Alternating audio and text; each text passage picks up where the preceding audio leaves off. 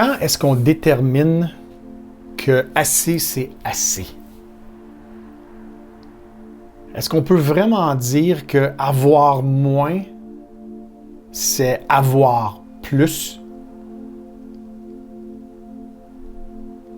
Découvrir la vraie valeur de ce que nous avons dans notre vie nous place dans une position qui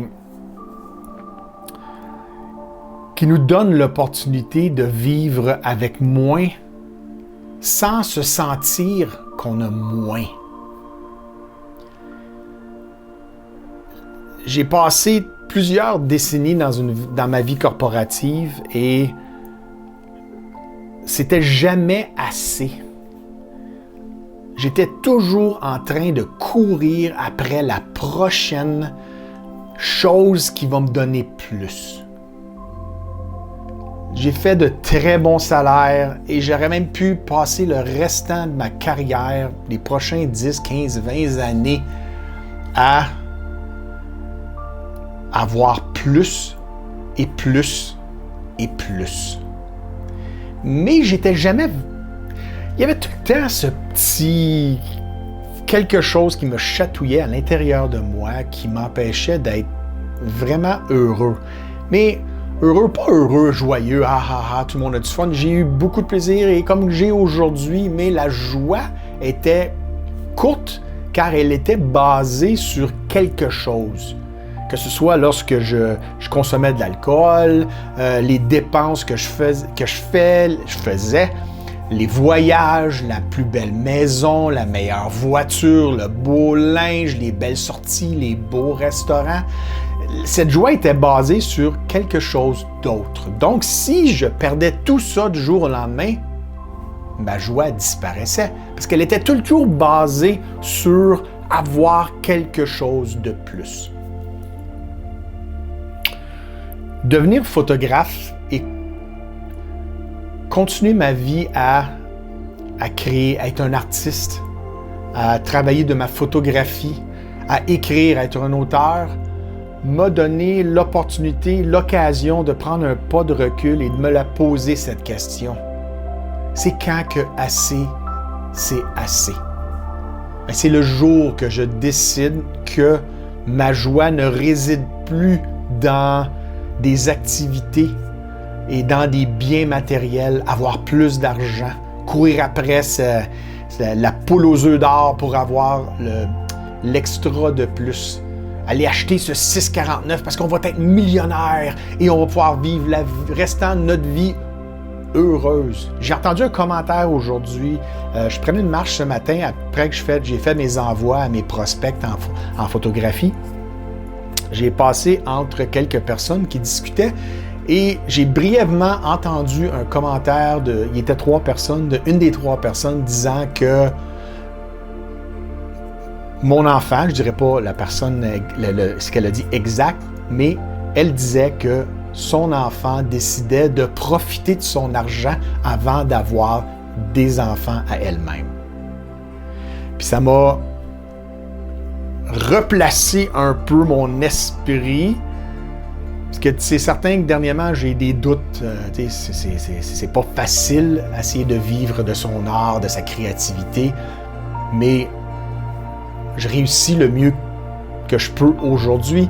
Mais lorsque j'entendais la personne dire que son enfant attendait d'avoir des enfants car elle veut profiter de son argent. Encore l'argent, les ressources, les biens matériels, la belle roulotte pour aller en camping, plus belle que le voisin, le beau bateau pour aller faire du ski nautique, aller passer des journées sur un lac, le beau linge, toutes ces choses-là. Ça ne sera jamais assez. Pour moi, ça n'a jamais été assez, tant et si longtemps que je courais après quelque chose de matériel. Je n'étais jamais satisfait. J'ai été aussi la personne, comme beaucoup d'autres que j'entends aujourd'hui même autour de moi, mentionner des choses que, oui, mais moi, c'est pas si important que ça aller en voyage, mais ils veulent aller en voyage. S'ils vont pas, ils sont pas bien. Ah, je suis dû pour des vacances, une rénovation de maison. La maison est parfaite. Elle est juste plus vieille. Elle est très fonctionnelle. Elle fait son travail primaire de se mettre un toit au-dessus de notre tête. Mais non, on va rénover, on va dépenser 30, 40, 50, 60, 70 000 $ pour rénover, car j'en veux plus. Ça ne me rend heureux. On ne peut pas questionner les gens là-dessus, car ils vont dire « Non, ça ne me rend pas heureux, c'est juste parce que ça me tente. Moi, j'aime ça. » Une raison, on est un être humain. On veut tout le temps plus. Ça fait partie de nous-mêmes en tant qui qu'on est en tant qu'être humain. Mais on a tous des niveaux différents de assez, c'est assez. Quand j'étais étudiant, quand j'étudiais en graphisme et en photographie, pour moi, assez, c'était m'acheter une caisse de bière, avoir un peu d'argent pour sortir d'un bar là, le soir avec mes amis et payer mes études et un toit. C'était pas les plus beaux appartements, parce qu'il y a bien aujourd'hui, je connais des gens qui oseraient même pas rester. Je connais des gens qui ont eu aussi le même cours de vie que j'ai eu. Mais plus que ma vie avançait, assez a commencé à changer. Assez devenait tout le temps relié à l'argent, un bien monétaire, pour qu'il puisse acheter quelque chose. Ce qui m'a aidé à bien déterminer que voulait dire assez ou quand je pouvais dire c'est assez, c'est de comprendre la modération. Pour ceux d'entre vous qui le savent, ceux qui ont lu mon livre, j'ai arrêté de boire et consommer de l'alcool car un jour j'ai décidé que c'était assez. Ça m'amenait plus de joie. Oui, j'étais quelqu'un qui disait « Ah, moi je prends de l'alcool parce que ça goûte bon. J'aime ça. J'aime le goût. » Si j'aime tant le goût, pourquoi fallait que j'en prenne tant? Pourquoi il faut que je prenne une bouteille de vin quand je pourrais me contenter d'un verre de vin? J'en prenais plus. Lorsque j'ai arrêté de boire, j'ai vu que ça ne me rendait pas heureux. Ça me donnait une illusion d'être heureux. Comme l'argent, dans mes gros salaires que j'avais l'opportunité de récolter lorsque j'étais dans ma vie corporative, me donnait un sentiment d'être bien. Mais c'était seulement temporaire car je cherchais un autre job qui me paierait encore plus.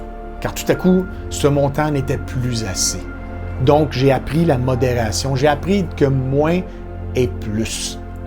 Que avoir moins de linge, c'est avoir plus de linge. Car si je ne convoite pas, si je ne cours pas après ce beau nouveau morceau de linge qui vient de me montrer à la maison ou que je vois dans la vitrine, je suis satisfait avec ce que j'ai. Donc, j'ai beaucoup plus que la personne qui veut absolument ce nouveau morceau de linge, car elle l'a pas. Moi, je l'ai, car je me satisfais avec ma modération de ce que j'ai. Pour moi, c'est être heureux et comprendre que assez, c'est assez. Remercier, être reconnaissant pour ce que nous avons dans nos vies. Je suis devenu très reconnaissant pour chaque aspect de ma vie qui est non relié à l'argent. Et pour faire ça, il fallait que je réduis drastiquement mon entrée d'argent pour mieux comprendre que je peux être reconnaissant pour ce que j'ai aujourd'hui. Et ma reconnaissance, c'est pour l'opportunité que j'ai à vivre en ce jour. Et non ce que je peux peut-être avoir demain, ce que je dois travailler pour aller chercher. Non, je l'ai aujourd'hui déjà. Être reconnaissant, ça nous démontre quand assez, c'est assez et que moins, c'est plus. Le prix des choses. Le prix des choses sont... on va demander à quelqu'un combien coûte ce téléphone. Combien... Un iPhone. C'est un iPhone 11. Je n'ai même pas le plus récent. Et croyez-moi, je suis un fanatique de Apple, mais j'ai dû apprendre que assez, c'est assez. J'aimerais bien avoir le iPhone 13. Mais le iPhone 13 a un coût de 1 1100, 1200 $. Mais est-ce vraiment le coût d'aller chercher ce nouveau téléphone ou bien le coût d'aller chercher un nouveau téléphone, une nouvelle télévision qui remplace celle qui est parfaite, qui va encore très très bien, mais c'est pas la nouvelle technologie. Ce coût, c'est pas de l'argent, c'est du temps. De l'argent, il va toujours en avoir. Il va toujours en avoir. Dans mes affaires, dans ma business de photographie et en tant qu'auteur, peut-être un jour, je vais rencontrer une situation que je vais devoir trouver une façon de supplémenter mes revenus car je dois subvenir à mes besoins et contribuer à mon couple beaucoup plus que je le fais en ce moment où je vais être confronté que je dois augmenter ma contribution pour que tout aille bien. Mais cette contribution, ce téléphone, cette nouvelle télévision, cette nouvelle voiture, cette rénovation sur votre maison, sur ma maison, ce changement de toit pour avoir un plus grand espace, pour être plus confortable, c'est du temps et non de l'argent.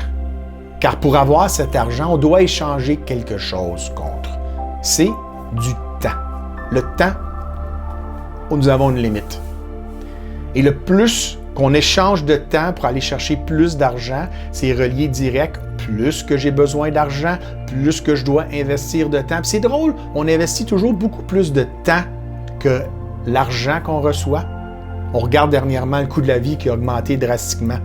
Les choses ne coûtent pas plus cher, c'est notre capacité d'achat qui a été diminuée. Donc, je dois travailler plus pour garder ma capacité d'achat au même niveau que v'là 1 an, v'là 2 ans. Je dois travailler plus pour être certain de m'assurer d'avoir une retraite qui est aussi confortable que ma vie que je vis en ce moment. Donc, si je fais un voyage par année en ce moment, je veux faire un voyage par année durant ma retraite. J'ai un bateau en ce moment sur un lac et que je dois pomper du gaz à l'intérieur à tous les fins de semaine. Je veux faire la même chose à ma retraite. Donc, je dois travailler le plus longtemps possible pour m'assurer d'avoir ces ressources pour vivre comme je vis aujourd'hui. Donc, c'est jamais assez. Il faut apprendre le prix. Et le prix n'est pas de l'argent, c'est du temps. Les dettes. Je me nommerai pas l'expert en dette, mais j'ai été quand même assez bon parce que j'en ai accumulé des très grosses dettes dans ma vie. Puis ça fait pas si longtemps que je suis sorti d'une dette, des dettes, et de vivre vraiment avec les seules ressources que j'ai, c'est ce qui rentre en ce moment dans notre couple. Des dettes, je vais parler plus des dettes à long terme. Une dette à long terme est quelque chose qui nous stresse, quelque chose qui nous crée de l'anxiété. Et à l'instant qu'on contracte une dette, on est obligé d'échanger encore ce temps pour rembourser cette dette. Mais on ne rembourse pas seulement cette dette, on rembourse ce qui est dû pour entretenir cette dette, les intérêts. Les dettes à long terme nous causent beaucoup de contraintes dans nos vies car ils nous obligent à étirer le temps qu'on doit travailler à chaque fois qu'on contracte une nouvelle longue dette, une dette à long terme. Le moins de dettes possible nous libère des soucis de devoir travailler plus longtemps, de devoir travailler à plus d'argent, à un plus grand salaire.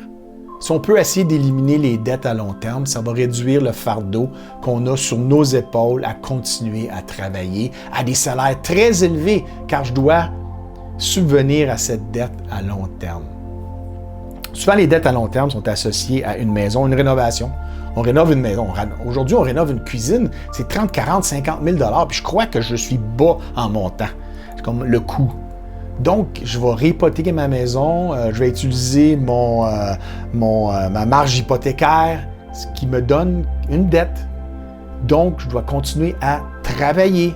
Après, je vais me plaindre que je ne peux pas prendre ma retraite tôt car j'ai pas assez d'argent. Non, pas parce que tu n'as pas assez d'argent, parce que tu dois encore dépenser du temps. Je dois dépenser du temps pour entretenir ma nouvelle cuisine qui était hyper fonctionnelle avant. On prend une maison aujourd'hui qu'on a et on se plaint de sa dimension. Elle est vieille, alors je dois la rénover, elle a au moins 20-30 ans. Ah, fin de semaine, je me promenais, je marchais avec ma conjointe Hélène. On faisait une belle longue marche. On a croisé des gens qu'elle connaissait et j'ai entendu une des personnes qui ne pouvait pas prendre sa retraite car ils ont rénové leur maison, était rendue vieille. Pas parce que le toit est en train de tomber, pas parce que la fondation est craquée et l'eau rentre par la fondation, pas à cause qu'ils ne peuvent pas rester à l'intérieur car c'est dangereux, l'électricité doit être faite, pour toutes les raisons, juste parce qu'elle était vieille. Ce matin même, je me promenais et j'ai croisé 3 personnes durant ma marche, une fois que j'ai fini mes envois à mes prospects en photographie, j'ai entendu le commentaire, parce que je passais assez rapidement. La seule chose que j'ai entendue, et c'est hors contexte, mais la phrase m'a déboussolé. Mon enfant ne veut pas avoir d'enfant immédiatement car elle veut profiter de son argent. Je vais vous laisser y penser à celle-là. On veut profiter de notre argent. Qu'est-ce qui a profité de notre argent? Quoi? S'acheter des choses. Je vais acheter beaucoup de choses. Je vais avoir des choses matérielles. On ne profite pas de notre argent. La seule façon d'en profiter, c'est de la dépenser. Donc, on n'a plus, il faut travailler encore plus pour la remplacer. Pour revenir à notre toit a un but. C'est comme abri. Un endroit pour coucher le soir, un endroit sécure. On n'a pas besoin de plus. Oui, ma maison est peut-être vieille. Oui, où ce que je demeure est peut-être pas si grand. Ça pourrait être plus grand, mais c'est suffisant. C'est assez. C'est de dire assez, c'est assez. On n'a pas besoin de plus de ce que nous avons. Et en comprenant que assez, c'est assez, ça nous donne aussi l'opportunité de vivre dans l'abondance, car le moins que nous avons, automatiquement, nous en avons plus. Contrairement à la personne qui veut toujours quelque chose de plus, elle ne sera jamais bien, car elle va courir après toujours un peu plus. Oh, demain, un peu plus. Demain, je vais arrêter. Je vais courir un peu plus. Je vais travailler un peu plus fort. Je vais aller chercher un travail un peu plus payant pour avoir plus de ce que je veux. On n'entend jamais « Ah, moi, je veux travailler pour être plus heureux. » Il y a des gens qui travaillent aujourd'hui dans leur emploi comme moi. Je travaille à faire ma photographie, à créer, à écrire. Mais ça ne donne pas un gros salaire.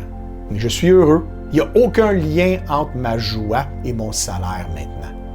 Ma photographie me donne les ressources que j'ai besoin pour vivre, pour subvenir à mes besoins de base. Lorsque je subviens à mes besoins de base, c'est là que je suis heureux. Le reste, c'est inutile. Je peux être sur un lac en train de naviguer sur mon bateau de 100 000 $ qui m'a obligé de mettre 400-500 $ de gaz dans son réservoir pour passer la journée, pour peut-être profiter du cours d'eau que je suis déçu, ou bien je peux être sur le même cours d'eau, assis sur le côté, avec mon petit sandwich, ma conjointe, la meilleure compagnie que je peux avoir, et profiter du paysage à un coût de 0. Ça, pour moi, c'est assez. C'est de dire assez, c'est assez.